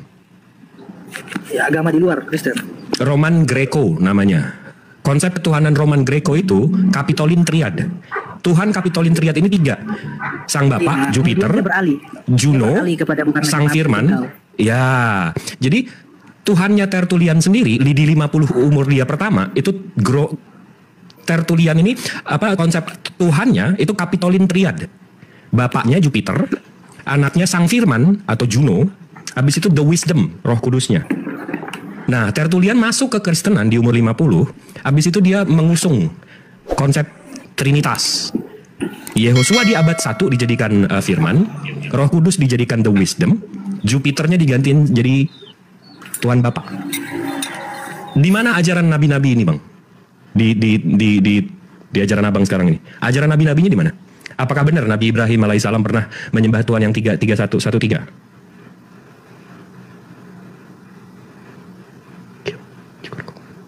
Wah, ini mentok nih kayaknya. Bang Zuma, kalau udah Zuhur, silakan. Ya, oke. Ya, jawaban saya sih simpel sih sebenarnya. Saya mengatakan kembali yang saya sudah katakan tadi, bahwa kalau berbicara urusan keimanan atau keyakinan, Ini bukan soal keimanan, Bang. Ini fakta sejarah. Saya nggak ngomongin keimanan dari tadi. bukan tadi yang dimaksudkan dengan Alkitab itu tadi.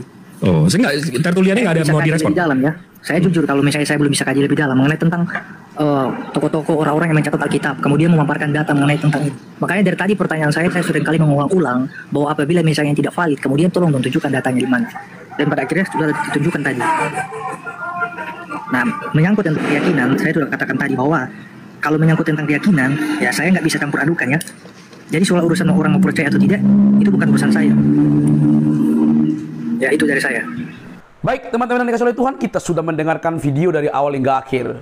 Apa respon teman-teman terkait video barusan? Berikan dan tuliskan di kolom komentar. Teman-teman yang dikasih oleh Tuhan, kalau saja ada banyak orang yang mau terbuka matanya, maka mereka akan melihat fakta kebenaran yang sesuai dengan sejarah. Yang mana kebenaran itulah yang memerdekakan umat manusia dari dosa.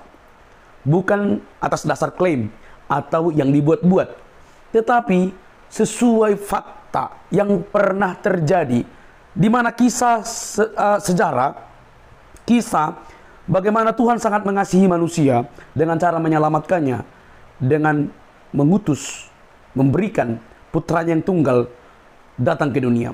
Sahabat yang dikasih oleh Tuhan, kalaupun terjadi perdiskusian lintas agama, itu ruang debat, itu ruang diskusi. Artinya apa? Biarkan berdiskusi dengan caranya, dengan literatur yang dipertunjukkan dalam dialog itu. Teman-teman, satu tanggung jawab bagi kita bukan? Untuk selalu memberi hak jawab kita kepada mereka yang selalu mempertanyakan, bahkan membahas iman kekristenan setiap hari di channel mereka. Dan kali ini teman-teman, gurunda yang mereka jagokan, ya, gurunda yang mereka jagokan, sudah berulang-ulang kali dibersihkan dari cara berpikirnya yang sembarangan. Diluruskan, tetapi sebenarnya dia tidak mau mendengar hal itu. Bahkan dalam video barusan, apologetik Kristen berani mengorek atau membuka fakta dari kitab suci mereka, supaya mereka juga tahu berpikir, supaya mereka selama ini yang selalu doyan membahas Alkitab, mereka juga mendapatkan perbandingan ilmu, supaya kiranya mereka mempunyai waktu untuk membahas dan mengupas tuntas bagaimana keimanan mereka, daripada sibuk membahas kekristenan kan, lalu aman-aman saja tidak ada lapor begitu ya. Oke. Dia tidak bisa menjawab apapun. Dia merasa paling pintar, tapi akhirnya teman-teman selalu terbungkam. Kalau saja Muslim sadar, para pengikutnya sadar, sudah sejak lama mereka akan ya memikirkan ulang keimanannya begitu. Jadi kalau kita melihat teman-teman, bukan dia lagi yang menjadi objek pelayanan kita. Kita hanya menjawab dari kebutaan dia, tetapi yang mau kita harapkan adalah ada banyak orang yang pikirannya dicerdaskan melalui diskusi bersama gurunda tersebut. Jadi bukan dia. Ya kalau dia mah sudah memang terkenal sembarangan begitu, buta begitu ya. Oh, orang kalau mendengar dia bisa panas begitu ya. Tapi para pendengar kita atau orang muslim lain yang perlu kita cerdaskan, sehingga mereka suatu saat nanti dengan sadar, dengan mata terbuka, mempertanyakan keimanan mereka. Lalu disitulah akan Tuhan pimpin supaya mereka bertemu dengan Sang Juru Selamat satu-satunya, yaitu Kristus. Teman-teman yang dikasih oleh Tuhan, inilah berita sesungguhnya. Bagaimana kita sebagai orang percaya diberi ruang untuk memberi hak jawab kita dan juga memberitakan Injil yang menyelamatkan. Tidak ada kesukaan terbesar sepanjang zaman atau sepanjang sejarah selain daripada orang berdosa yang hilang harapan, orang yang binasa karena dosa, kembali kepada jalan yang benar, yaitu jalan yang ditentukan oleh Allah di dalam Kristus Yesus.